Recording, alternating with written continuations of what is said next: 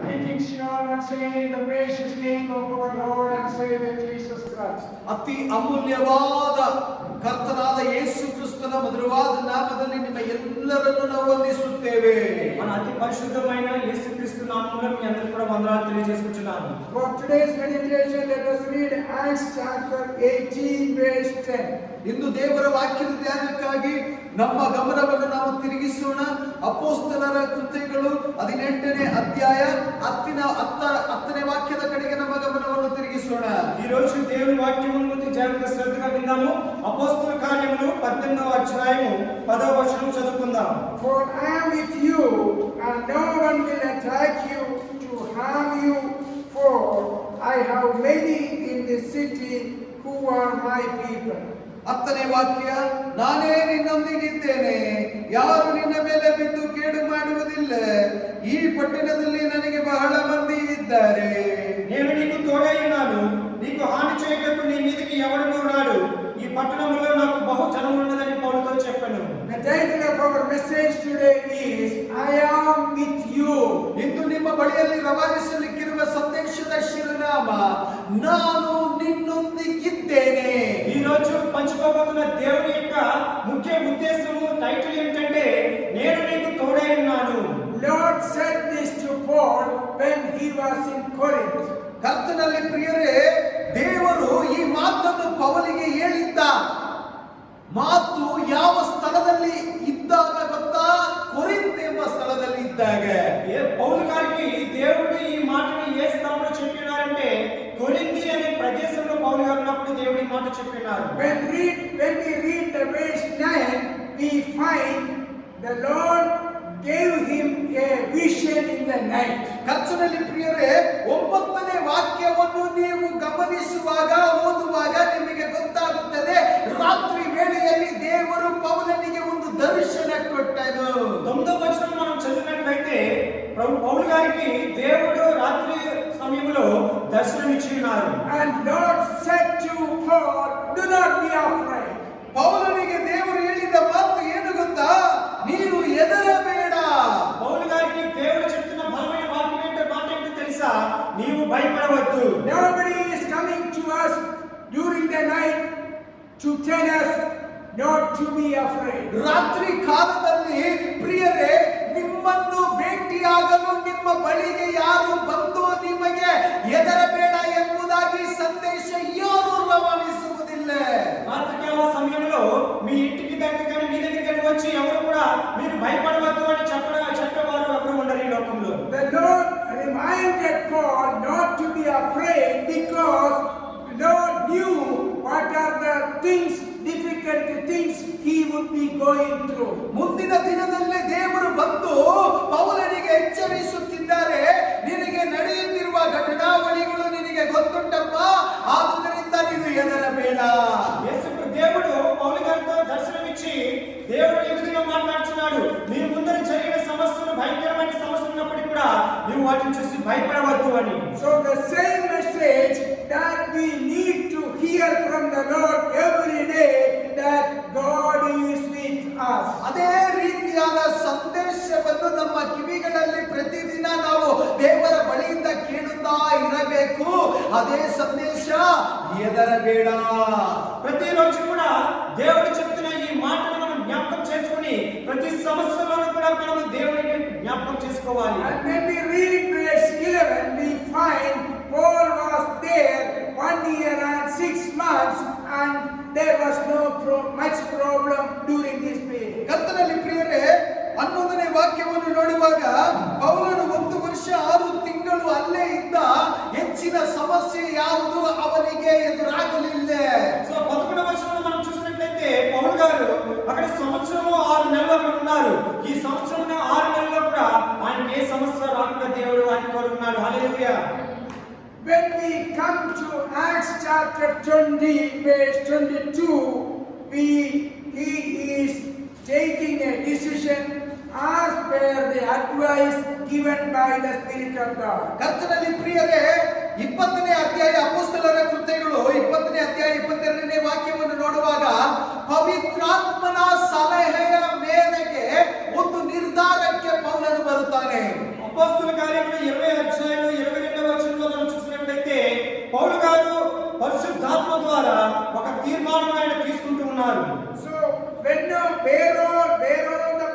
places we need to go, we have to be guided by the Spirit of God. ನಾವು ಯಾವ ಸ್ಥಳಕ್ಕೆಲ್ಲ ನಾವು ತಲುಪಬೇಕಾಗಿದೆಯೋ ಆ ತಲುಪಬೇಕಾಗಿರುವ ಸ್ಥಳಗಳು ಪ್ರಿಯರೇ ಪವಿತ್ರಾತ್ಮನು ನಿಮ್ಮನ್ನು ನಡೆಸಬೇಕು. మనం ఎక్కడికి వెళ్తున్నప్పటికీ కూడా ఏ స్థలానికి మనం వెళ్తున్నప్పటికీ కూడా పరిశుద్ధాత్మ దేవుడు మనకి తోడుగా ఉండి మనల్ని నడిపించాలి. Before we open the door of our house, we have to remember whether you have prayed before you go. ಮನೆಯ ಬಾಗಿಲು ನಾವು ತೆರೆಯುವ ಮುನ್ನ ನಮಗೆ ಒಂದು ಎಚ್ಚರ ನೆನಪಿಗೆ ಬರಬೇಕು, ನಾವು ಪ್ರಾರ್ಥನೆ ಮಾಡಿಯೇನಾ ತೆರಳುತ್ತಿದ್ದೇವೆ. మనము ఎప్పుడు కూడా బయటకు వెళ్తూ ఉన్నప్పుడు మనం ఎప్పుడైతే మనం తలుపు తీస్తున్నామో మనం ఒక విషయాన్ని జ్ఞాపకం చేసుకోవాలి. మనము దేవునికి ప్రార్థన చేసుకుని దేవునికి సమర్పించుకుని మనం ముందుకు వెళ్తున్నామా లేదా అనేది ఒకసారి జ్ఞాపకం చేసుకోవాలి. And when we read verse 22, Paul tells that he doesn't know what is going to happen to him. ಕರ್ತನಲ್ಲಿ ಪ್ರಿಯರೇ 23ನೇ ವಾಕ್ಯವನ್ನು ನಾವು ನೋಡುವಾಗ ಪೌಲನಿಗೆ ಏನು ನಡೆಯುತ್ತದೆ ಎಂಬುದಾಗಿ ಅವನಿಗೆ ಅರ್ಥ ಆಗುತ್ತಿಲ್ಲ. ఇక్కడ పౌలు గారు 22వ వచనంలో చూసినప్పుడు ఆయన ముందుకు వెళ్తున్నప్పుడు అక్కడ ఏమి సంభవించబోతుందో అనేది ఆయనకు తెలియకుండా చాలా భయంకరమైన పరిస్థితుల్లో ఉన్నప్పుడు ఆయన దేవునితో మాట్లాడుతున్నారు. But when we read verse 23, we find he is telling, except that the Holy Spirit testifies to me in every city that imprisonment, afflictions awaits me. 23ನೇ ವಾಕ್ಯಕ್ಕೆ ನಾವು ಬರುವಾಗ 23ನೇ ವಾಕ್ಯದಲ್ಲಿ ನಿನಗೆ ಬೇಡಿಗಳು ಸಂಕಟಗಳು ಕಾದುಕೊಂಡಿವೆ ಎಂದು ಪವಿತ್ರಾತ್ಮನು ಎಲ್ಲಾ ಪಟ್ಟಣಗಳಲ್ಲಿಯೂ ನನಗೆ ಖಂಡಿತವಾಗಿ ಹೇಳುತ್ತಾನೆ.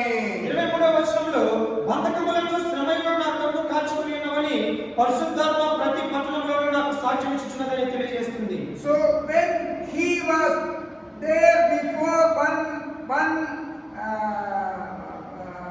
one year and 6 months, he did not have much problem. ಕರ್ತನಲ್ಲಿ ಪ್ರಿಯರೇ 1 ವರ್ಷ 6 ತಿಂಗಳ ಕಾಲ ಅಲ್ಲಿ ವಾಸವಾಗುವಾಗ ಅವನಿಗೆ ಹೆಚ್ಚಿನ ಸಮಸ್ಯೆ ಅವನಿಗೆ ಎದುರಾಗಲಿಲ್ಲ. పౌలు గారు దేవునితో ఉన్నప్పుడు పరిశుద్ధాత్మ ఆయన బలపరిచినప్పుడు సంవత్సరం 6 నెలలు ఆయన అక్కడ ఉన్నప్పుడు ఎటువంటి సమస్యలు వారికి రాలేదు. But he had the promise of God that God would be with him. ಆದರೆ ಅವನಿಗೊಂದು ವಾಗ್ದಾನ ದೊರಕಿತ್ತು. ಆ ವಾಗ್ದಾನ ಏನೆಂಬುದಾಗಿ ನೋಡುವುದಾದ್ರೆ ನಾನು ನಿನ್ನೊಡನೆ ಇದ್ದೇನೆ ಎಂಬುದು ವಾಗ್ದಾನ. ఇక్కడ పౌలు గారికి ఒక వాగ్దానం అనేది లభించినది. ఆ వాగ్దానం ఏంటంటే నేను నీకు తోడై ఉన్నాను అనే వాగ్దానం అయినది. So he got the promise of God that God is with him while he was in Corinth. ಕರ್ತನಲ್ಲಿ ಪ್ರಿಯರೇ ಕೊರಿಂಥ ಪಟ್ಟಣದಲ್ಲಿ ಇದ್ದಾಗ ದೇವರ ವಾಗ್ದಾನ ಅವನಿಗೆ ದೊರಕಿತ್ತು, ನಾನು ನಿನ್ನೊಡನೆ ಇದ್ದೇನೆ ಎಂಬ ವಾಗ್ದಾನ. కొరింథీ ప్రాంతంలో ఆయన ఉన్నప్పుడు దేవుని యొక్క వాగ్దానం ఆయనకు వచ్చినది, నేను నీకు తోడై ఉన్నాను అనే వాగ్దానం ఆయనకు ఉన్నది. So when we read verse 22, he is constrained by the Spirit of God to go to Jerusalem. ಕರ್ತನಲ್ಲಿ ಪ್ರಿಯರೇ 22ನೇ ವಾಕ್ಯವನ್ನು ನೋಡುವಾಗ ಅವನಿಗೆ ಒಂದು ಮಾತು ದೊರಕಿದ್ದ ಮಾತು, ಯೆರೂಸಲೇಮ್ ಪಟ್ಟಣಕ್ಕೆ ನೀನು ತೆರಳಬೇಕೆಂಬ ಮಾತು. ఇక్కడ 22వ అధ్యాయంలో మనం చూసినప్పుడు పౌలు గారిని యెరూషలేము ప్రాంతానికి వెళ్ళమని చెప్తున్న ఒక వాగ్దానం ఆయనకు వచ్చినది. And the Lord does not remind him that he is with him. ಆದರೆ ದೇವರು ಆ ಸಮಯಗಳಲ್ಲಿ ಅವನಿಗೆ ನೆನಪಿಗೆ ತರಲಿಲ್ಲ, ನಾನು ನಿನ್ನೊಡನೆ ಇದ್ದೇನೆ ಎಂಬುದಾಗಿ. అటువంటి సమయంలో పరిశుద్ధాత్మ దేవుడు పౌలు గారికి గుర్తుకు చేయలేదు, నేను నీకు తోడుగా ఉన్నాననే మాట గుర్తు చేయకుండా నువ్వు యెరూషలేముకు వెళ్ళమని చెప్పినాడు. But before 1.5 years, the Lord already told him, gave him the promise that the Lord is with him. 1 ವರ್ಷ 6 ತಿಂಗಳಿನ ಮುಂಚಿತವಾಗಿ ಆತನಿಗೆ ದೇವರು ಹೇಗೆ ಹೇಳಿದರೆ ನಾನು ನಿನ್ನೊಡನೆ ಇದ್ದೇನೆ ಎಂಬುದಾಗಿ ಆ ವರ್ಷಗಳ ಕಾಲ ಎಲ್ಲ ದೇವರು ಆತನೊಂದಿಗಿದ್ದರು. 1 సంవత్సరం 6 నెలల ముందు కాలంలో ఏ విధంగా దేవుడు పౌలు గారికి సహాయం చేస్తూ తోడుగా ఉన్నారు, ఆ సంవత్సరాలన్నీ కూడా రోజులన్నీ కూడా దేవుడు తోడుగా ఉన్నాడు. So when he was guided to go to Jerusalem, God did not remind him about the promise that he would be with him in his affliction. ಕರ್ತನಲ್ಲಿ ಪ್ರಿಯರೇ ಅವನ ಕಷ್ಟ ಕಾಲದಲ್ಲಿ ದೇವರು ಅವನೊಂದಿಗಿದ್ದಾನೆ ಎಂಬುದಾಗಿ ಅವನಿಗೆ ನೆನಪಿರಲಿಲ್ಲ. ಆದರೂ ದೇವರು ಒಂದು ಮಾತು ಹೇಳಿದರು, ಅವನು ಯೆರೂಸಲೇಮ್ ಪಟ್ಟಣಕ್ಕೆ ಹೋಗಬೇಕೆಂಬುದಾಗಿ ಮಾರ್ಗದರ್ಶನ ಉಂಟಾಯಿತು. ఇక్కడ పౌలు గారికి మరలా జ్ఞాపకం చేయడం లేదు, నేను నీకు తోడుగా ఉంటానని.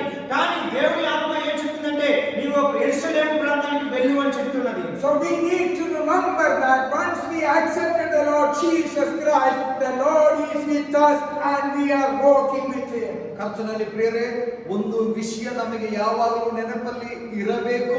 ಕರ್ತನಾದ ಯೇಸು ಕ್ರಿಸ್ತನನ್ನು ಸ್ವಂತ ರಕ್ಷಕನಾಗಿ ನಾವು ಸ್ವೀಕಾರ ಮಾಡಿದ ನಂತರ ನಮಗೆ ಒಂದು ವಿಷಯ ನೆನಪಿಗೆ ಬರಬೇಕು, ನನ್ನೊಡನೆ ಯಾವಾಗಲೂ ದೇವರಿದ್ದಾರೆ ಎಂಬುದಾಗಿ. కానీ ప్రియమైన సహోదరి సహోదరులారా, ఒక మాట చెప్పబోతున్నాము. ఎప్పుడైతే నీవు దేవుని సొంత రక్షకుడిగా అంగీకరిస్తావో ఆయన ఎప్పుడు కూడా మీతో ఉండి మిమ్మల్ని తోడుగా ఉండి నడిపిస్తారు. As long as you do the will of God, the presence of God is with you, there is no doubt. ದೇವರ ಚಿತ್ತವನ್ನು ನೆರವೇರಿಸುವ ತನಕ ಪ್ರಿಯರೇ, ದೇವರ ಸಾನ್ನಿಧ್ಯವು ಉಪಸ್ಥಿತಿ ನಿಮ್ಮ ಮಧ್ಯದಲ್ಲಿ ನಿಮ್ಮೊಂದಿಗಿರುವುದು ಖಚಿತ.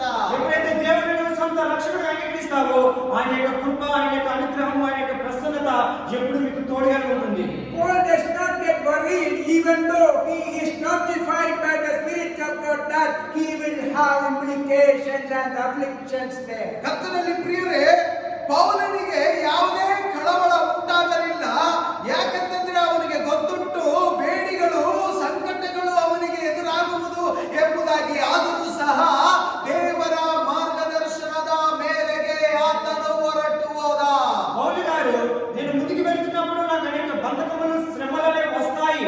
అయినప్పుడు కూడా పౌలు గారు ఎటువంటి విషయంలో భయపడలేదు. ఎందుకంటే దేవుడు నాకు తోడుగా ఉన్నాడని వాగ్దానం నాకు ఉన్నదని విశ్వాసంతో ముందుకు వెళ్తున్నారు. It doesn't mean that when the promise of God is with us, that God is with us, doesn't mean that we will not have problems. ಕರ್ತನಲ್ಲಿ ಪ್ರಿಯರೇ, ಅದರ ಅರ್ಥ ದೇವರ ವಾಗ್ದಾನ ನಮ್ಮೊಂದಿಗಿದ್ದರು, ದೇವರು ನಮ್ಮೊಂದಿಗಿದ್ದರು, ಪರಿಸ್ಥಿತಿ ಬದಲಾವಣೆ ಆಗುವುದು, ಸಮಸ್ಯೆ ಎದುರಾಗುವುದು ಆಗುತ್ತಿಲ್ಲ ಎಂಬುದಾಗಿ ಅರ್ಥ ಅಲ್ಲ. ಸಮಸ್ಯೆ ಎದುರಾಗುತ್ತದೆ.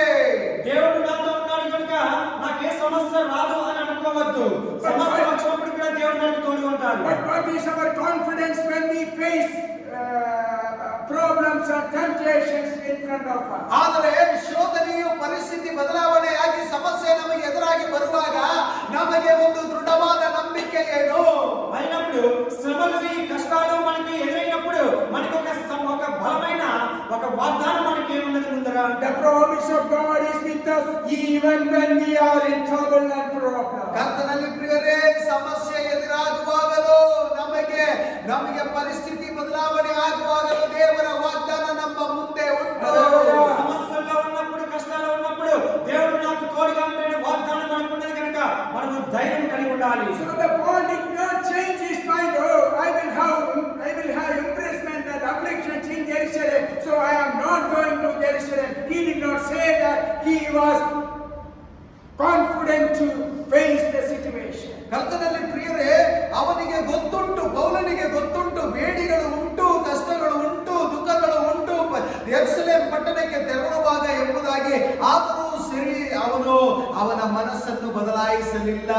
ದೇವರ ಮಾರ್ಗದರ್ಶನೆಯ ಮೇರೆಗೆ ಅವನು ನಡೆಯುತ್ತಿದ್ದೆ. యెరూషలేముకు వెళ్తున్నప్పుడు నాకు అనేక శ్రమలు, అనేక కష్టాలు ఎదురవుతాయని పౌలు గారికి తెలిసినప్పటికీ కూడా ఆయన దేనికి భయపడలేదు. దేవుడు నాకు తోడుగా ఉన్నాడు అనే నమ్మకంతో ఆయన ముందుకు వెళ్తున్నారు. So we need to believe that the presence of the Lord is with us always. ಆದುದರಿಂದ ಪ್ರಿಯರೇ, ನೀವು ಯಾವಾಗಲೂ ನಂಬಲೇಬೇಕು, ದೇವರ ಉಪಸ್ಥಿತಿ ನಮ್ಮ ಮಧ್ಯದಲ್ಲಿ ಉಂಟು ಎಂಬುದಾಗಿ. ఎప్పుడు కూడా మనం ధైర్యంగా నమ్మవలసింది ఏంటంటే దేవుని యొక్క ప్రసన్నత నాకు ఎప్పుడు తోడుగా ఉంటుంది, ఆయన నాకు సహాయం చేస్తాడని ఒక నమ్మకాన్ని మనం కలిగి ఉండాలి. The presence of God will take care of us throughout our difficult situation. ದೇವರ ಉಪಸ್ಥಿತಿಯು ಕಠಿಣವಾದ ಪರಿಸ್ಥಿತಿಗಳಲ್ಲಿ ಹಾದು ಹೋಗುವಾಗ ನಮ್ಮನ್ನು ನಡೆಸುವ ಉಪಸ್ಥಿತಿ. దేవుని యొక్క సహవాసము మన క్లిష్ట పరిస్థితుల్లో, కష్ట పరిస్థితుల్లో మనం వెళ్తూ ఉన్నప్పుడు ఆయన మనకు తోడుగా ఉండి మనం నడిపిస్తారు. And when we read Acts chapter 14 verse 8, we find Paul and disciple Barnabas in Lystra. ಕರ್ತನಲ್ಲಿ ಪ್ರಿಯರೇ, 14ನೇ ಅಧ್ಯಾಯ ಅಪೊಸ್ತಲರ ಕೃತ್ಯಗಳು 8ನೇ ವಾಕ್ಯವನ್ನು ನೋಡುವಾಗ, ಲುಸ್ತ್ರದೊಳಗೆ ಕಾಲುಗಳಲ್ಲಿ ಬಲವಿಲ್ಲದೆ ಒಬ್ಬ ಮನುಷ್ಯನನ್ನು ಕೂತಿದ್ದನು. ಅವನು ಹುಟ್ಟುಕುಂಟನಾಗಿದ್ದ ಅವನಿಗೆ ಪೌಲನು ಮತ್ತು ಬರಣಬ ಅವರಿಗೆ ಎದುರಾದರು. సో అపోస్తల కార్యములు 14వ అధ్యాయం 7-8 వచనాలు మనం చదివినట్లయితే, లుస్త్రాలో బలహీన పాత్రలో ఉన్నాడు. అతడు పుట్టినది మొదలుకొని కుంటువాడే, ఎన్నడూ నడవలేని కూర్చున్నవాడు ఉన్నాడు. అతడు పౌలు మాట్లాడటం వినను. When we read verse 9, we find the person who was crippled he listened to Paul speaking. ಕರ್ತನಲ್ಲಿ ಪ್ರಿಯರೇ, 9ನೇ ವಾಕ್ಯವನ್ನು ನಾವು ನೋಡುವಾಗ ಹುಟ್ಟು ಕುಂಟನಾಗಿದ್ದ ಆ ವ್ಯಕ್ತಿಯು ಪೌಲನು ಆಡುವ ಮಾತುಗಳನ್ನು ಕಿವಿಗೊಟ್ಟು ಕೇಳಿದನು. 9వ వచనంలో మనం చూసినట్లయితే అతడు పౌలు మాట్లాడుతున్న అతడు ఆ కుంటివాడు వింటూ ఉన్నాడు. So in our difficult time we need to listen to the word of God. ಆದುದರಿಂದ ಪ್ರಿಯರೇ, ಈ ಮಾತಿನ ಅರ್ಥವನ್ನು ಗಮನಿಸಿ, ಹೇಗೆ ಹುಟ್ಟುಕುಂಟನು ಪೌಲನ ಮಾತನ್ನು ಕಿವಿಗೊಟ್ಟು ಕೇಳಿದನೋ ಅದೇ ರೀತಿಯಾಗಿ ಕಠಿಣ ಪರಿಸ್ಥಿತಿ ನಮಗೆ ಎದುರಾಗುವಾಗ ನಾವು ದೇವರ ಶಬ್ದವನ್ನು ಕೇಳಲೇಬೇಕು.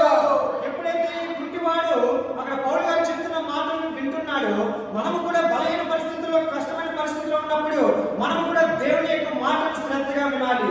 So when the crippled man was listening to the voice of God, Paul noticed the faith the crippled man had with him.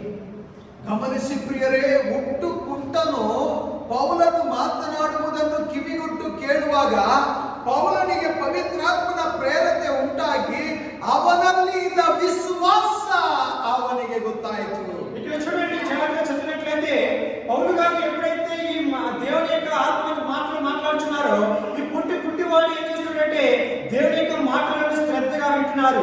అప్పుడు పౌలు గారు ఏం చేస్తున్నారంటే అతను ఎంత శ్రద్ధగా వింటున్నాడో అని ఆయన వైపు తేరి చూస్తూ ఉన్నారు. Listening is different and having faith is different. ಕರ್ತನಲ್ಲಿ ಪ್ರಿಯರೇ, ಗಮನಿಸಿ, ಕೇಳುವುದಕ್ಕೆ ವ್ಯತ್ಯಾಸ ಉಂಟು, ಅದು ಮಾತ್ರವಲ್ಲ ನಂಬಿಕೆ ಇಡುವುದ ಮೇಲೆ ವ್ಯತ್ಯಾಸ ಉಂಟು. ఇక్కడ జాగ్రత్తగా గమనించినట్లయితే వినడం అనేది వేరే విధంగా ఉంటుంది, పరిశుద్ధాత్మతో కలిగి మనం ఇంట్రెస్ట్ గా వినడం అనేది వేరే విధంగా ఉంటుంది. When I speak to you, you can hear from your left ear and you can take it out from your right ear. ನಾವು ಇಲ್ಲಿ ಮಾತನಾಡುವುದು ಪ್ರಿಯರೇ, ನೀವು ಎಡಗಡೆ ಕಿವಿಯಲ್ಲಿ ಕೇಳಿ ಬಲಗಡೆ ಕಿವಿಯಲ್ಲಿ ಬಿಟ್ಟು ಬಿಡಬಹುದು. పాస్టర్ గారు ఒకవేళ మీతో మాట్లాడుతున్నప్పుడు ఒకవేళ మీరు కుడి చేతితో విని ఎడమ చేతితో విడిచిపెట్టవచ్చు. But the word of God that you listen, you have to put them in your heart, then only it will take you to the level of faith.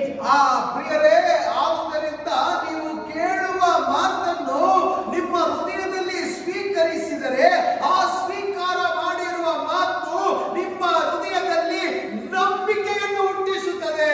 కానీ ఎప్పుడైతే దేవుని యొక్క వాక్యాన్ని మీరు హృదయంలో పెట్టుకుంటారో ఆ వాక్యము మిమ్మల్ని బలహీన పరిస్థితుల నుండి మిమ్మల్ని బలపరిచే స్థితికి తీసుకువెళ్తుంది. So listening could not give you deliverance. ಆದುದರಿಂದ ಕೇಳುವುದು ನಿಮಗೆ ಬಿಡುಗಡೆ ಕೊಡುವುದಿಲ್ಲ. సో అటువంటి సమయంలో మీరు వినడం ద్వారా మీకు విడుదల అనేది రాదు. But listening to the word and having faith according to the word will give you deliverance. ನೀವು ವಾಕ್ಯವನ್ನು ಕೇಳಿ ವಾಕ್ಯವನ್ನು ಸ್ವೀಕರಿಸಿ ಅದರ ಮುಖೇನವಾಗಿ ನೀವು ನಡೆದುಕೊಳ್ಳುವಾಗ ನಂಬಿಕೆ ಹುಟ್ಟುತ್ತದೆ. ನಂಬಿಕೆಯ ಮುಖೇನವಾಗಿ ಬಿಡುಗಡೆ ಉಂಟಾಗುತ್ತದೆ. మీరు వాక్యమును విని ఆ వాక్యము ప్రకారం జీవించి ఆ వాక్యమును మీరు నమ్మినట్లయితే అప్పుడు ఆ వాక్యము ద్వారా దేవుడు మిమ్మల్ని బలపరుస్తాడు. So the word of God that we listen, we apply it in our problems and believe that this word of God would give deliverance to my situation, to my problem, to my difficult hours. ನೀವು ವಾಕ್ಯವನ್ನು ಕೇಳಿ ಆ ವಾಕ್ಯವನ್ನು ನಿಮ್ಮ ಹೃದಯದಲ್ಲಿ ಸ್ವೀಕರಿಸಿ ಆ ವಾಕ್ಯ ನಿಮ್ಮ ಜೀವಿತದಲ್ಲಿ ಹೇಗೆ ಅನ್ವಯಿಸಿಕೊಳ್ಳಬೇಕೆಂಬುದಾಗಿ ಅನ್ವಯಿಸಿಕೊಂಡರೆ ಆ ಅನ್ವಯದ ಮುಖೇನವಾಗಿ ನಿಮಗೆ ನಂಬಿಕೆ ಉಂಟಾಗುತ್ತದೆ. ಆ ನಂಬಿಕೆ ಬಿಡುಗಡೆಯಾಗಿ ಮಾರ್ಪಡುತ್ತದೆ. మీరు ఆ వాక్యమును విని ఆ వాక్యం ప్రకారం జీవించి ఆ వాక్యం ప్రకారం మీరు విశ్వసించినట్లయితే దేవుడు మిమ్మల్ని బలపరిచి తన యొక్క మార్గంలో మిమ్మల్ని నడిపిస్తాడు. And Paul realized that this crippled man not only listening to the word of God, but he is having faith upon it. ಕರ್ತನಲ್ಲಿ ಪ್ರಿಯರೇ, ಪೌಲನು ನೋಡುತ್ತಿದ್ದಾನೆ, ಈ ಹುಟ್ಟು ಕುಂಟನಾಗಿರುವವನು ಮಾತನ್ನು ಕೇಳುವುದು ಮಾತ್ರವಲ್ಲ, ಅವನಿಗೆ ಗುಣ ಆಗಬೇಕೆಂಬ ನಂಬಿಕೆ ಅವನಲ್ಲಿ ಉಂಟಾಗಿದೆ ಎಂಬುದಾಗಿ ಪೌಲನಿಗೆ ಅರ್ಥ ಆಯಿತು. ఇక్కడ పౌలు గారు ఆ కుంటివాడు ఏ విధంగా మాటలు వింటున్నాడు, ఆ మాటలు వినడం ద్వారా తన యొక్క విశ్వాసాన్ని ఎంత బలపరుస్తున్నాడు, ఎంత కనపరుస్తున్నాడు అనేది పౌలు గారు జాగ్రత్తగా గమనిస్తున్నారు. Not the Paul giving the deliverance, but the word of God spoken by Paul gives the deliverance. ಕರ್ತನಲ್ಲಿ ಪ್ರಿಯರೇ, ಪೌಲನೆಲ್ಲ ಬಿಡುಗಡೆ ಕೊಡುತ್ತಿರುವುದು, ಆದರೆ ಪೌಲನು ಮಾತನಾಡುತ್ತಿರುವ ಮಾತು ಪವಿತ್ರಾತ್ಮನ ಪ್ರೇರಣೆಯಿಂದ ಉಂಟಾದ ಮಾತು, ಅದು ದೇವರ ವಾಕ್ಯ ನಿಮಗೆ ಬಿಡುಗಡೆ ಕೊಡುತ್ತದೆ.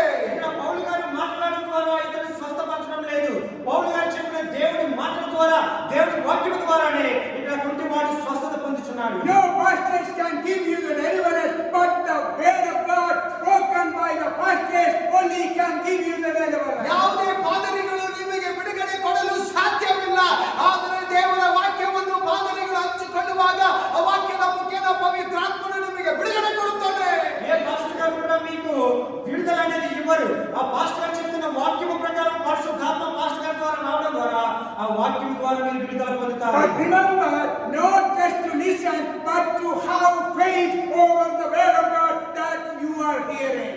ಪ್ರಿಯರೇ, ಗಮನಿಸಿ, ಕೇಳುವುದು ಮಾತ್ರವಲ್ಲ, ಕೇಳಿದ ನಂತರ ಹೃದಯದಲ್ಲಿ ಸ್ವೀಕರಿಸಿ ಅದನ್ನು ನಂಬುವವರಿಗೆ ಖಂಡಿತ ಬಿಡುಗಡೆ ಉಂಟು. ప్రియమైన సహోదరి సహోదరులారా, జాగ్రత్తగా గమనించండి. దేవుని వాక్యము వినడమే కాదు, విని ఎవరైతే విశ్వసించి దేవుడు నాతో మాట్లాడుచున్నాడని ఆ వాక్యం హృదయం పట్టుకుని ఆ హృదయంలో వాక్య ప్రకారం జీవిస్తారో వారికి మాత్రమే దేవుని యొక్క ఆశీర్వాదాలు పొందగలరు. And Paul realized that the crippled man had the faith over the word of God that he had. He is giving him the chance of standing up. ಕರ್ತನಲ್ಲಿ ಪ್ರಿಯರೇ, ಪೌಲನು ತಿಳಿದುಕೊಂಡ ಈ ಹುಟ್ಟುಕುಂಟನು ಕೇಳುವುದು ಮಾತ್ರವಲ್ಲ, ಕೇಳಿದ ನಂತರ ಇವನಲ್ಲಿ ಒಂದು ನಂಬಿಕೆ ಉಂಟು. ಈ ನಂಬಿಕೆ ಏನು ಮಾಡಿತ್ತು ಗೊತ್ತಾ? ಅವನಿಗೆ ಒಂದು ಅವಕಾಶ ನೀಡಿತ್ತು. ಆ ಅವಕಾಶ ಏನು ಗೊತ್ತಾ? ಎದ್ದು ನಿಂತುಕೊಳ್ಳಬೇಕೆಂಬುದಾಗಿ ಅವಕಾಶ. ఇక్కడ పౌలు గారు ఎప్పుడైతే ఆ మాటలు దేవుడి మాటలు చెప్తున్నారో, ఈ కుంటివాడి మాటలు వినడమే కాదు, ఒక విశ్వాసం అనేది అతనిలో కలిగి ఉంది.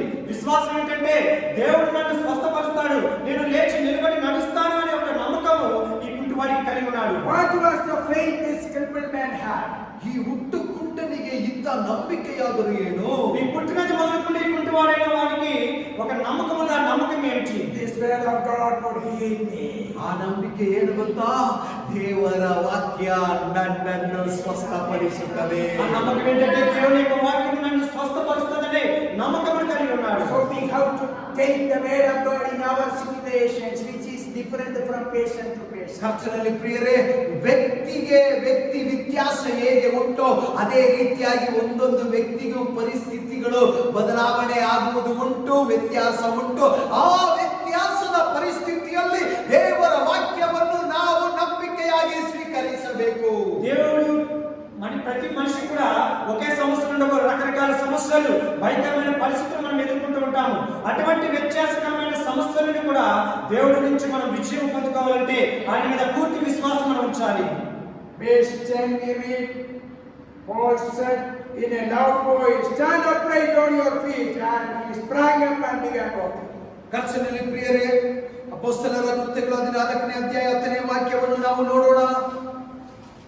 ನೀನು ಕಾಲೂರಿ ನೆಟ್ಟಗೆ ನಿಂತುಕೋ ಎಂದು ಮಹಾಧ್ವನಿಯಿಂದ ಹೇಳಿದನು.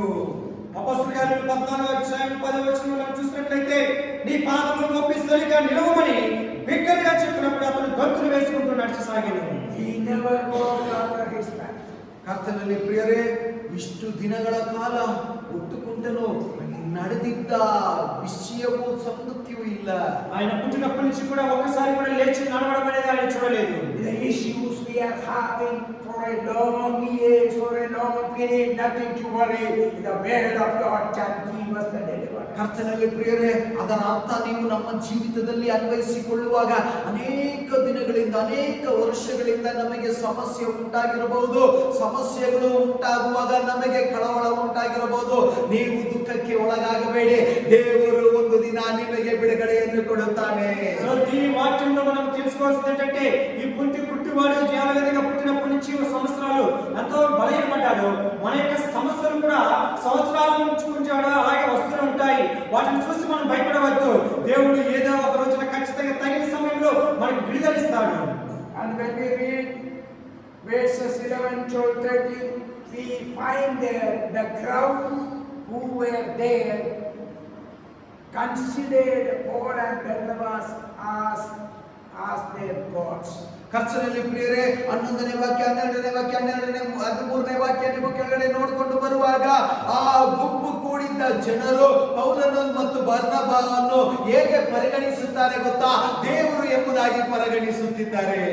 11వ వచనం 12వ వచనం 13వ వచనం మనం చూసినట్లయితే అక్కడ పౌలు గారి ద్వారా జరిగిన కార్యములు చూసి అక్కడ ఉన్న వారందరూ కూడా పౌలు గారిని బర్నబాని కూడా వారి దేవుడి యొక్క బిడ్డలుగా వారిని అంగీకరిస్తున్నారు. And they wanted to offer sacrifice to Paul and Barnabas, thinking, considering them as their Lord. ಕರ್ತನಲ್ಲಿ ಪ್ರಿಯರೇ, ಅವರಿಗೆ ದೇವರೆಂಬುದಾಗಿ ಮನುಷ್ಯರು ರೂಪದಿಂದ ಅವರಿಗೆ ಒಂದು ಭಾಷೆಯಲ್ಲಿ ಅವರನ್ನು ಮಾತನಾಡಿದ್ದು ಮಾತ್ರವಲ್ಲ, ಗೌರವ ಕೊಟ್ಟು ಅವರಿಗೆ ಕಾಣಿಕೆಯನ್ನು ಅರ್ಪಿಸಬೇಕೆಂಬುದಾಗಿ ಮಾತನಾಡುತ್ತಿದ್ದರು. అక్కడ పౌలు గారు చేసిన కార్యాలను చూసినప్పుడు ఆ ప్రజలందరూ కూడా ఆయనను తన సొంత దేవుడిగా అంగీకరించి వారిని గౌరవించడమే కాకుండా వారికి బంగారము కానుకలు సమర్పిస్తున్నారు, సిద్ధంగా ఉన్నారు. More than not allowed them.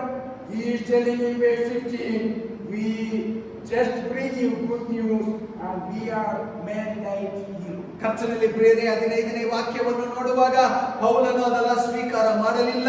ಜನರೇ, ನೀವು ಮಾಡುವುದು ಇದೇನು? ನಾವು ಮನುಷ್ಯರು, ನಿಮ್ಮಂತೆ ಸ್ವಭಾವ ಉಳ್ಳವರು. ನೀವು ಈ ವ್ಯರ್ಥವಾದ ಕೆಲಸಗಳನ್ನು ಬಿಟ್ಟು ಬಿಟ್ಟು ಬಿಡಬೇಕು. 15వ వచనంలో వారు ఈ విధంగా సమాధానం ఇస్తున్నారు, అయ్యలారా మీరెందుకు ఇలాగ చేస్తున్నారు? మేము కూడా మీ స్వభావం గల నరులమే. మీరు ఈ వ్యర్థమైన మాటలను విడిచిపెట్టి ఆకాశమును భూమిని సముద్రమును వాటిలో ఉన్న సమస్తము సృష్టించిన జీవగలమైన దేవుని వైపు తిరుగుడని వారికి స్వార్థ ప్రకటిస్తున్నారు. Whosoever believed in the word of God, that would bring deliverance to. ದೇವರ ವಾಕ್ಯವನ್ನು ನಂಬುವವರು ಯಾರೆಲ್ಲ ಇದ್ದೀರೋ ಆ ವಾಕ್ಯವು ನಿಮಗೆ ಬಿಡುಗಡೆ ಕೊಡುವುದು ಖಂಡಿತ. ఎవరెవరైతే దేవుని వాక్యమును వింటారో వాళ్ళందరికీ కూడా దేవుడు ఖచ్చితంగా మీకు విడుదలనిస్తారు. We can find another person in the Bible. It is he is a judge. God made him a judge from a small tribe. His name is Gideon. ಕರ್ತನಲ್ಲಿ ಪ್ರಿಯರೇ, ನೀವು ಇನ್ನೊಂದು ವ್ಯಕ್ತಿಯನ್ನು ನೋಡಬಹುದು. ಆ ವ್ಯಕ್ತಿ ಸಣ್ಣ ಕುಲದಿಂದ ಬಂದವನು. ಆ ಸಣ್ಣ ಕುಲದಿಂದ ಬಂದ ನ್ಯಾಯಸ್ಥಾಪಕನಾಗಿದ್ದಾನೆ. ಆ ಸಣ್ಣ ನ್ಯಾಯಸ್ಥಾಪಕನ ಹೆಸರು ಗಿದಿಯೋನ್ ಎಂಬುದಾಗಿ. మరొక వ్యక్తి గురించి బైబిల్లో మీకు జ్ఞాపకం చేస్తున్నాను. అతడు న్యాయాధిపతిగా ఉన్నాడు. అతడు చిన్న వయసు నుంచి కూడా చాలా క్లిష్టమైన పరిస్థితి నుంచి కూడా దేవుడు తన ఆశీర్వదించి ఒక న్యాయాధిపతిగా చేస్తున్నాడు. అతనే గిద్యోను.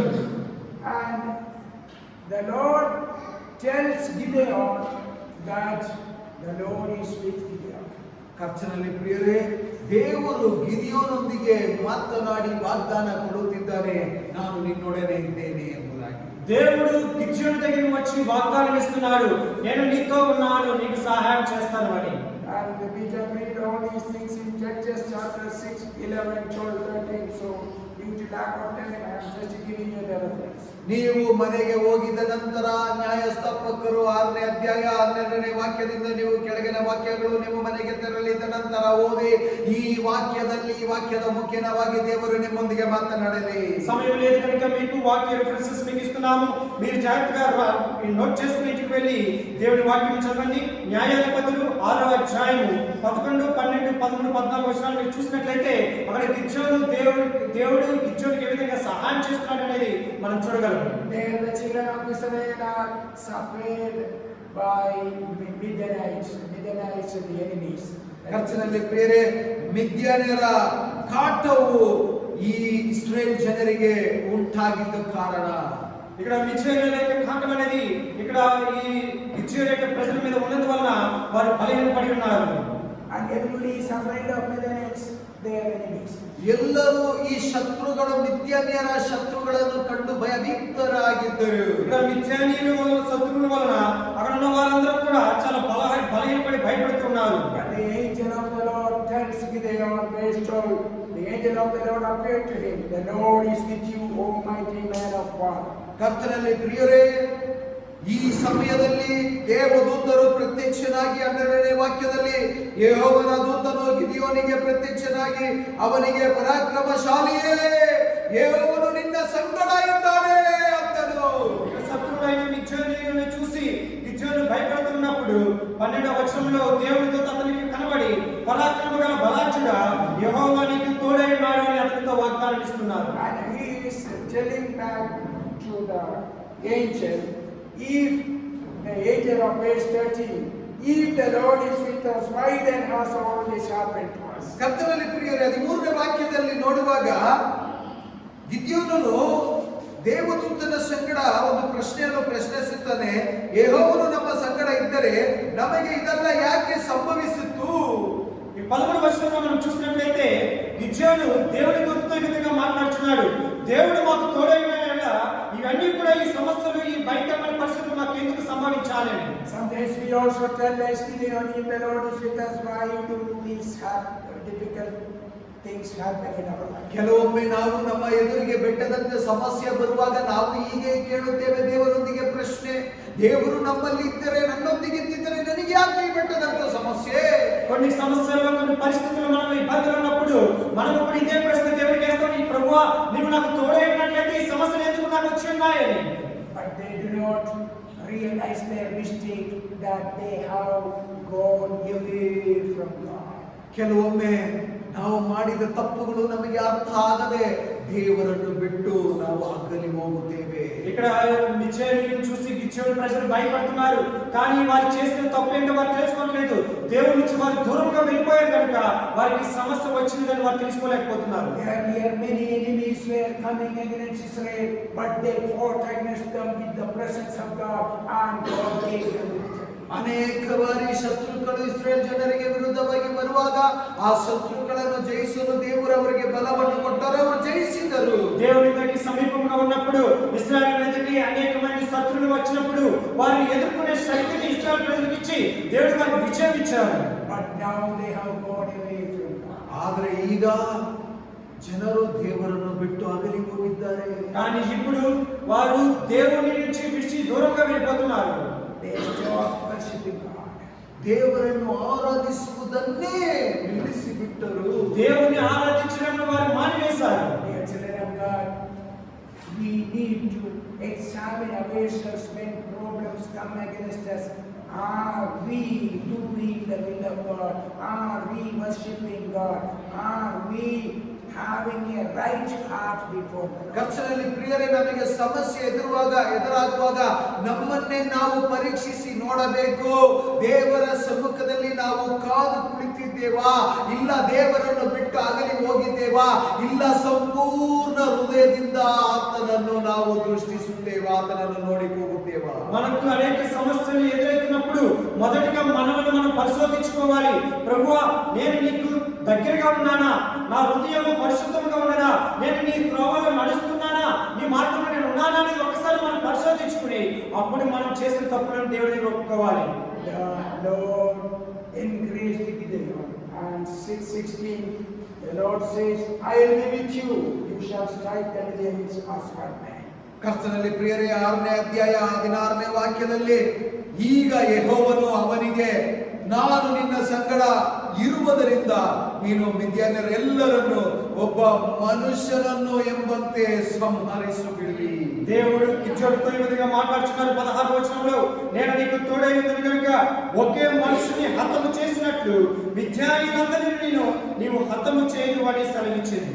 And not only did they listen to the message, to the word of God, he had faith.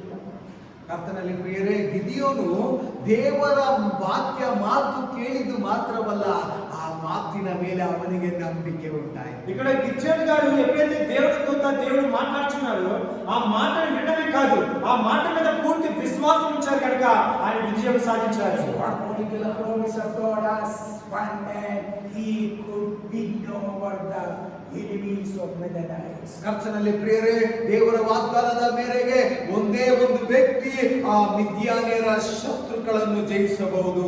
దేవుడి యొక్క వాగ్దానం, దేవుడి యొక్క మాటలను శ్రద్ధగా విన్నట్లయితే ఒకే ఒక వ్యక్తిని చెప్పినట్లుగా మిద్యానీయులను ఏ విధంగా హతము చేస్తారు, మనకున్న అనేక సమస్యలన్నిటి నుంచి కూడా దేవుడు ఒకేసారి మనకి పరిష్కరిస్తారు. There are many places in the Bible that God is interested. ಅನೇಕ ವಾಕ್ಯಗಳು ಸತ್ಯವೇದದಲ್ಲಿ ಉಂಟು. ದೇವರು ನಿನ್ನೊಡನೆ ಇದ್ದಾನೆ, ನಮ್ಮ ಸಂಗಡ ಇದ್ದಾನೆ ಎಂಬುದಾಗಿ. దేవుడి వాక్యంలో అనేక సార్లు దేవుడి వాగ్దానం మనకి ఇచ్చినారు, నేను నీతో పాటు ఉన్నాను, నేను తోడుగా ఉన్నాను అని. And verse Isaiah 43:1, there we find, I have called you by name. And 43:2, when you pass through waters, when I will be with you through the rivers, they shall not overwhelm you. When you walk through fire, you shall not be burned, and the flame shall not consume you. Why? Because He is with us. ಕರ್ತನಲ್ಲಿ ಪ್ರಿಯರೇ, ಯೆಶಾಯ 43ನೇ ಅಧ್ಯಾಯದಲ್ಲಿ ಹೀಗೆ ಬರೆಯಲ್ಪಟ್ಟಿದೆ, ಈಗ ಯೆಹೋವನು ಈಗ ಅನ್ನುತ್ತಾನೆ, ಭಯಪಡಬೇಡ, ನಾನು ನಿನ್ನನ್ನು ವಿಮೋಚಿಸಿದೆನಲ್ಲ. 2ನೇ ವಾಕ್ಯದಲ್ಲಿ ಹೀಗೆ ಯೆಹೋವನು ಈಗ ಅನ್ನುತ್ತಾನೆ, ನೀನು ಜಲರಾಶಿಯನ್ನು ಹಾದು ಹೋಗುವಾಗ ನಾನು ನಿನ್ನ ಸಂಗಡ ಇರುವೆನು, ನದಿಗಳನ್ನು ದಾಟುವಾಗ ಅವು ನಿನ್ನನ್ನು ಮುಳುಗಿಸುವವು, ಉರಿಯಲ್ಲಿ ನಡೆಯುವಾಗ ನೀನು ಕಂಡದಿರುವಿ, ಜ್ವಾಲೆಯು ನಿನ್ನನ್ನು ದಹಿಸುವುದು, ಯೆಹೋವನೆಂಬ ನಾನು ನಿನ್ನ ದೇವರಾಗಿದ್ದೇನಷ್ಟೇ. ఇక ఈ దేవుడు కూడా మనకి వాగ్దానం ఇస్తున్నారు. యెషయా గ్రంథం 43వ అధ్యాయము మొదటి 3 వచనాలు మనం చదువుకుందాం. కావున యాకోబు నిన్ను సృజించిన వాడికి యెహోవా, ఇశ్రాయేలు నిన్ను నిర్మించిన వాడికి ఇలా సెలవిచ్చుచున్నాడు, నేను నిన్ను విమోచించుచున్నాను, భయపడకము, పేరు పెట్టి నిన్ను పిలుచుచున్నాను. నీవు నా సొత్తు, నీవు జలములలో బడి దాటినప్పుడు నేను నీకు తోడైందును, నదులలో బడి వెళ్ళినప్పుడు అవి నీ మీద పొర్లి పారవు, నీవు అగ్ని మధ్యలో నడిచినప్పుడు కాలిపోవు, జ్వాల నిన్ను కాల్చవు. యెహోవాను నేను నీకు దేవుడను, ఇశ్రాయేలు పరిశుద్ధ దేవుడైన నేనే నిన్ను రక్షించువాడను, నీ ప్రాణ రక్షణ క్రమముగా ఎత్తుని ఇచ్చి ఉన్నాను. Before the ascension of the Lord Jesus Christ, Jesus promised all his disciples, the last disciples 11, he said in Matthew 28:20, I am with you always. ಕರ್ತನಲ್ಲಿ ಪ್ರಿಯರೇ, ಯೇಸುವಿನ ಆರೋಹಣದ ಮುಂಚಿತವಾಗಿ ಯೇಸು 11 ಶಿಷ್ಯರನ್ನು ನೋಡಿ 28ನೇ ಅಧ್ಯಾಯ 19 ಮತ್ತು 20ನೇ ವಾಕ್ಯದಲ್ಲಿ ಯುಗದ ಸಮಾಪ್ತಿಯವರೆಗೂ ಎಲ್ಲಾ ದಿವಸ ನಿಮ್ಮ ಸಂಗಡ ಇರುತ್ತೇನೆ ಎಂದು ಹೇಳಿದರು. ఇక యేసు ప్రభువారు ఆయన పునరుత్థానమై తిరిగి లేచిన తర్వాత ఆయన పరలోకానికి ఆరోహణమైనప్పుడు తన శిష్యులకు కూడా ఒక వాగ్దానం ఇచ్చినారు. మత్తయి రాసిన సువార్త 28వ అధ్యాయము 19-20 వచనాలు చూసినట్లయితే, నేను ఎల్లప్పుడూ కూడా మీతో పాటు ఉంటాను, యుగ సమాప్తి వరకు నేను మీకు తోడై ఉందని వాగ్దానం కూడా ఇచ్చినారు. How long he will be with us? ಎಷ್ಟರವರೆಗೆ ನಮ್ಮೊಂದಿಗಿರುತ್ತಾನೆ? దేవుడు ఎంతవరకు మనతో ఉంటారు? He told the disciples, I am with you always. ದೇವರ ವಾಕ್ಯ ಏನು ಹೇಳುತ್ತದೆ ನೋಡಿದಿರಲ್ಲ, ನಾನು ಯುಗದ ಸಮಾಪ್ತಿಯವರೆಗೂ ಎಲ್ಲಾ ದಿನ ನಿಮ್ಮೊಂದಿಗಿರುತ್ತೇನೆ. దేవుడి వాక్యం మనకు చెప్తుంది, యుగ సమాప్తి వరకు కూడా దేవుడు మనకు తోడుగా ఉంటారు. When we are going through difficulties, sickness and financial crisis, take the word of God. He is with us. ಕರ್ತನಲ್ಲಿ ಪ್ರಿಯರೇ, ನಾವು ಅನಾರೋಗ್ಯದಲ್ಲಿ ಹೋಗುತ್ತಿರುವಾಗ, ಪರಿಸ್ಥಿತಿ ಬದಲಾವಣೆ ಆಗುವಾಗ, ಅದು ಮಾತ್ರವಲ್ಲ, ಅನೇಕ ವಿಷಯಗಳು ನಮಗೆ ಎದುರಾಗುತ್ತಿರುವಾಗಲೂ, ಹಣದ ಸಮಸ್ಯೆ ಬರುವಾಗಲೂ ಒಂದೇ ಒಂದು ವಿಷಯವನ್ನು ನೆನಪಿಗೆ ತಂದುಕೊಳ್ಳಿ, ನಮ್ಮ ಸಂಗಡ ದೇವರು ಯಾವಾಗಲೂ ಇದ್ದಾರೆ. మనకి సమస్యల ఇబ్బందికరమైన పరిస్థితుల్లో, ధనం కొరతగా ఉన్న సమస్యలు మనం వెళ్తున్నప్పుడు మనం జ్ఞాపకం చేసుకోవాల్సింది ఏంటంటే, దేవుడు నాకు తోడుగా ఉన్నాడు, ఖచ్చితంగా నాకు సహాయం చేస్తాడు, నన్ను ఆదుకుంటాడు అనే ఒక విశ్వాసాన్ని మనం కలిగి ఉన్నట్లయితే దేవుడు మనల్ని ఖచ్చితంగా కాపాడుతాడు. Let us take the example of the crippled man in Lystra who listened to the voice of Paul and he had faith over it. So his faith brought him healing. ನಮ್ಮ ಜೀವಿತದಲ್ಲಿ ಉದಾಹರಣೆಯಾಗಿ ಹುಟ್ಟುಕುಟ್ಟನ ಕಥೆಯನ್ನು ನೀವು ತೆಗೆದುಕೊಳ್ಳಿ. ಅವನು ವಾಕ್ಯವನ್ನು ಕೇಳಿದ್ದು ಮಾತ್ರವಲ್ಲ, ಆ ವಾಕ್ಯವನ್ನು ನಂಬಿದ ಮಾತ್ರವಲ್ಲ, ಆ ವಾಕ್ಯದ ಮುಖೇನವಾಗಿ ಅವನು ನಡೆದನು. ಹುಟ್ಟುಕುಟ್ಟನಾಗಿರುವವನು ಎದ್ದು ನಡೆದನು, ಅದ್ಭುತವನ್ನು ಹೊಂದಿಕೊಂಡನು.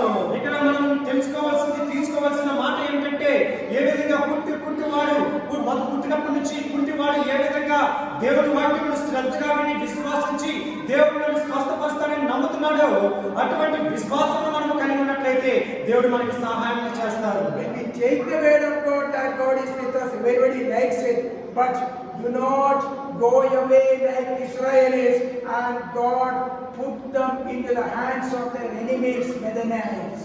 ವಾಕ್ಯವನ್ನು ಸ್ವೀಕರಿಸಿ ಎಂಬುದಾಗಿ ಹೇಳುವಾಗ ಎಲ್ಲರಿಗೂ ಸಂತೋಷವೇ, ಆದರೆ ಪ್ರಿಯರೇ, ದೇವರನ್ನು ಬಿಟ್ಟು ಅಗಲಿ ಹೋಗಬೇಡರಿ ಇಸ್ರೇಲ್ ಜನರು ಹೋಗಿದ್ದಾಗೆ ಎಂಬುದಾಗಿ ಹೇಳುವಾಗ ಕೆಲವರಿಗೆ ದುಃಖ ಉಂಟಾಗುತ್ತದೆ. ಆ ದುಃಖದ ಸಮಯದಲ್ಲಿ ಕರ್ತನ ವಾಗ್ದಾನ ಹೀಗೆ ಇದೆ. ಕರ್ತನಲ್ಲಿ ಪ್ರಿಯರೇ, ಶತ್ರುಗಳ ಕೈಯಲ್ಲಿ ದೇವರು ಒಪ್ಪಿಸಿ ಬಿಟ್ಟರು. సుప్రీమైన సహోదరి సహోదరులారా, మనం ఎప్పుడు కూడా దేవునికి దగ్గరగా ఉండి దేవుడితో సహవాసం కలిగి ఉండాలి. ఇక్కడ ఇశ్రాయేలు ప్రజలు ఏ విధంగా దేవునికి దూరంగా ఉన్నారో, వారికి సమస్యలు శత్రువుల చేతికి అప్పగింపబడ్డారు. అటువంటి జీవితం మనకి ఉండకూడదు. మనం ఎప్పుడు దేవునికి దగ్గరగా ఉండాలి. So 2 types of troubles we face in this world. ಈ ಪ್ರಪಂಚದಲ್ಲಿ, ಭೂಲೋಕದಲ್ಲಿ ನಾವು ಬದುಕುವಾಗ 2 ವಿಧವಾದ ಸಮಸ್ಯೆ ಸಮಸ್ಯೆಗಳು ನಮಗೆ ಎದುರಾಗುತ್ತದೆ. ఈ భూలోకంలో మనం ఉన్నప్పుడు రెండు రకాల సమస్యలు మనం ఎదుర్కొంటాం. If we are going away from God, we will have the problems and the deliverance will take place only after our repentance. ಕರ್ತನಲ್ಲಿ ಪ್ರಿಯರೇ, ಒಂದನೇ ವಿಧ ಏನೆಂಬುದಾಗಿ ನೋಡುವುದಾದ್ರೆ, ನಾವು ದೇವರನ್ನು ಬಿಟ್ಟು ಅಗಲಿ ಹೋಗುವಾಗ ನಮಗೆ ಸಮಸ್ಯೆ ಎದುರಾಗುತ್ತದೆ. ಆ ಸಮಸ್ಯೆಯಿಂದ ನಾವು ಪಾರಾಗಿ ಬರಬೇಕೆಂಬುದಾಗಿ ನೋಡುವುದಾದ್ರೆ ಪಶ್ಚಾತ್ತಾಪ ಪಟ್ಟರೆ ಮಾತ್ರವೇ ಅದರಿಂದ ನಮಗೆ ಬಿಡುಗಡೆ. మొదటి సమస్య ఏంటంటే మనం ఎప్పుడైతే దేవుని విడిచిపెట్టి దూరంగా వెళ్ళిపోతామో అటువంటి సమస్యల్లో మనం శత్రువుల చేతికి అప్పగింపబడతాము. మన కుటుంబంలో కానీ మన జీవితంలో కానీ సమస్యలు వస్తాయి. మరలా మనం ఆ తప్పుని తెలుసుకుని మనం దేవుని వైపు తిరిగినట్లయితే ఆ సమస్యలన్నీ దేవుడు మనకు పరిష్కరిస్తాడు. So those who surrender to the Lord, God will use him like Gideon. ಕರ್ತನಲ್ಲಿ ಪ್ರಿಯರೇ, ಯಾರೆಲ್ಲ ದೇವರ ಪಾದದಲ್ಲಿ ಅರ್ಪಿಸುತ್ತಾರೋ, ಸಂಪೂರ್ಣವಾಗಿ ಅರ್ಪಿಸುತ್ತಾರೆ, ಅವರೆಲ್ಲ ಗಿದ್ಯೋನನೇ ಹಾಗೆ ದೇವರು ಉಪಯೋಗಿಸುತ್ತಾರೆ. ఎవరెవరైతే ఇక్కడ గిద్యోను విధముగా తాను చేసిన తప్పును తెలుసుకుని దేవుని వైపు తిరుగుతారో, అదే విధంగా మనము కూడా మన తప్పులను ఒప్పుకొని దేవుని వైపు తిరుగుతాము. దేవుడు మనల్ని ఆశీర్వదిస్తాడు, మనకి సమస్యలను విడుదలిస్తాడు. Those who listen to the voice of God, like the treatment made in Israel, not only listening to the word of God, but to have faith upon the word of God, and that is the reason we get the deliverance. ಕರ್ತನಲ್ಲಿ ಪ್ರಿಯರೇ, ಲಿಸ್ತ್ರ ಆ ಪಟ್ಟಣದಲ್ಲಿ ಹೇಗೆ ಹುಟ್ಟುಗುಂಟನೋ, ದೇವರ ವಾಕ್ಯವನ್ನು ಕೇಳಿದ್ದು ಮಾತ್ರವಲ್ಲ, ಅದರ ಮೇಲೆ ನಂಬಿಕೆ ಇಟ್ಟಿದ್ದು ಮಾತ್ರವಲ್ಲ, ಹೇಗೆ ಬಿಡುಗಡೆಯನ್ನು ಹೊಂದಿಕೊಂಡನೋ ಅದೇ ರೀತಿಯಾಗಿ ನಾವು ಹಂತವಾಗಿ ದೇವರ ಬಳಿಯಲ್ಲಿ ನಾವು ವಾಕ್ಯ ಕೇಳಿ ನಂಬಿಕೆ ಇಟ್ಟು ಬಿಡುಗಡೆಯನ್ನು ಹೊಂದಿಕೊಳ್ಳುವವರಾಗಿರಬೇಕು. ఇక్కడ ఏ విధంగా ఆ కుంటివాడు దేవుని యొక్క మాట మీద విశ్వసించి తన పరిశుద్ధాత్మ ద్వారా బలపరచబడి తను లేచి నిలబడ్డాడు. అటువంటి విశ్వాసం మనమందరం కూడా కలిగి మన యొక్క సమస్యలను మనం విజయం పొంది మనం దేవుని దగ్గర నడుద్దాం. All of you close your eyes and surrender to the God. ಎಲ್ಲರೂ ಕಣ್ಣುಗಳನ್ನು ಮುಚ್ಚಿ ಸಂಪೂರ್ಣವಾಗಿ ನಮ್ಮನ್ನೇ ಅರ್ಪಿಸೋಣ. అందరూ కూడా కళ్ళు మూసుకుని మన దేవుని పూర్తిగా మన జీవితాన్ని దేవుని దగ్గర సమర్పించుకుందాం. While we are living in this world, we have different sorts of problems. ಕರ್ತನಲ್ಲಿ ಪ್ರಿಯರೇ, ನಾವು ಈ ಭೂಲೋಕದಲ್ಲಿ ಜೀವಿಸುವಾಗ ವಿವಿಧವಾದ ಸಮಸ್ಯೆಗಳು ನಮಗೆ ಎದುರಾಗಬಹುದು. మనం ఈ లోకంలో జీవించినంత కాలం కూడా మనకు అనేక రకములైన సమస్యలు అనేవి వస్తుంటాయి. Let us take the promise of God in our life that God is with me. ದೇವರ ವಾಗ್ದಾನವನ್ನು ನಾವು ಸ್ವೀಕರಿಸೋಣ. ನಾನು ನಿನ್ನೊಡನೆ ಇದ್ದೇನೆ ಎಂಬುದಾಗಿ ವಾಗ್ದಾನ. దేవుని వాక్యమును మనము దేవుని ఇచ్చిన వాగ్దానం మనం స్వీకరించుకుందాం. దేవుడు నాకు అన్ని విషయాలలో కూడా నాకు తోడుగా ఉన్నాడని ఒక వాగ్దానాన్ని మనం బలపరుచుకుందాం. And let us experiment us, let us examine us, are we walking according to the will of God? ಕರ್ತನಲ್ಲಿ ಪ್ರಿಯರೇ, ನಮ್ಮನ್ನೇ ಪರೀಕ್ಷಿಸಿ ನೋಡೋಣ, ದೇವರ ಚಿತ್ತದ ಮೇರೆಗೆ ನಾವು ನಡೆಯುತ್ತಿದ್ದೇವಾ? ఒక్కసారి మనల్ని మనం పరిశోధించుకుందాం. మనము దేవుని చిత్త ప్రకారం నడుస్తున్నామా, ఆయన మార్గంలో మనం వెళ్తున్నామా అనేది మనం ఒకసారి ఆలోచిద్దాం. If we are doing the will of God, if we are living according to the will of God, any problems we are going through, 100% we will have the deliverance by believing in the word of God. ಕರ್ತನಲ್ಲಿ ಪ್ರಿಯರೇ, ದೇವರ ಚಿತ್ತದ ಮೇರೆಗೆ ನಡೆಯುವವರು, ದೇವರ ಚಿತ್ತದಂತೆ ಮಾಡುವವರು, ಯಾವುದೇ ಸಮಸ್ಯೆ ನಿಮಗೆ ಎದುರಾಗಲಿ 100% ನಾನು ಹೇಳುತ್ತೇನೆ, ನಿಮಗೆ ದೇವರ ಬಳಿಯಿಂದ ನಿಮಗೆ ಬಿಡುಗಡೆ ಖಂಡಿತವಾಗಿ ಉಂಟು. ఎవరైతే దేవుని వాక్యమును నమ్ముతారో, దేవుని వాక్యం మీద పూర్తి విశ్వాసం ఉంచి దేవుని చిత్త ప్రకారం జీవిస్తారో, నేను పూర్తిగా 100% చెప్పగలుగుతాను, ఖచ్చితంగా వారు దేవుని యొక్క ఆశీర్వాదాలు పొందుకుని వారు విడుదల పొందుతారు. So let us not forget when we are in trouble, the promise of God, I am with you. ಮರೆಯಬೇಡಿ, ಸಮಸ್ಯೆ ನಿಮಗೆ ಎದುರಾಗುವಾಗ ಮರೆಯಬೇಡಿ, ದೇವರ ವಾಗ್ದಾನ, ನಾನು ನಿನ್ನೊಡನೆ ಇದ್ದೇನೆ ಎಂಬ ವಾಗ್ದಾನ. మర్చిపోవద్దు, దేవుడు నీకు వాగ్దానం ఇస్తున్న మాట, నీ సమస్యల్లో ఉన్నప్పుడు నేను నీకు తోడుగా ఉంటానని వాగ్దానం మర్చిపోవద్దు. When God tells the word of God that He is with us, we also have to admit that yes, Lord, we are also with you. ಕರ್ತನಲ್ಲಿ ಪ್ರಿಯರೇ, ದೇವರು ನಿನ್ನೊಡನೆ ಇದ್ದಾನೆ ಎಂಬುದಾಗಿ ವಾಗ್ದಾನ ನಮಗೆ ಕೊಡುವುದಾದರೆ ನಾವು ಒಂದು ಒಪ್ಪಿಗೆಗೆ ಬರಬೇಕು. ದೇವರೇ, ನಾನು ನಿಮ್ಮೊಡನೆ ಇದ್ದೇನೆ. దేవుడు మనకి ఎల్లప్పుడూ తోడుగా ఉంటాడని వాగ్దానం మనకి ఇచ్చినప్పుడు మనము కూడా దేవుడి దగ్గర ఒక వాగ్దానం ఇచ్చుకుందాం. ప్రభువా, నేను ఎప్పుడు కూడా నీతో పాటు ఉంటాను, నీ మార్గంలో నేను జీవిస్తాననే వాగ్దానం మనం దేవుడికి So సమర్పించుకుందాం. when God is with us and we are with Him, we are not alone in our problems, we are together with the Lord and we will have the victory. ಕರ್ತನಲ್ಲಿ ಪ್ರಿಯರೇ, ದೇವರು ನಮ್ಮೊಡನೆ ಇದ್ದು ನಾವು ದೇವರೊಡನೆ ಇದ್ದರೆ ಯಾವುದೇ ಸಮಸ್ಯೆ ಎದುರಾದರೂ ದೇವರು ಅದನ್ನು ನಮ್ಮ ಬಳಿಯಲ್ಲಿದ್ದು ಅದನ್ನು ಬಗೆಹರಿಸುತ್ತಾರೆ. మనం ఎప్పుడైతే దేవుడి దగ్గర ఉంటామో, ఎదురుగా దేవుని వాగ్దానం మనలాంటి వారం కాదు, మనకున్న సమస్యలన్నిటి నుంచి కూడా దేవుడు మనకు విజయం ఇస్తాడు. God may bless us with this. ಈ ವಾಕ್ಯದ ಮುಖ್ಯವಾಗಿ ದೇವರು ಎಲ್ಲರನ್ನು ಧಾರಾಳವಾಗಿ ಆಶೀರ್ವದಿಸಲಿ. ఈ వాక్యం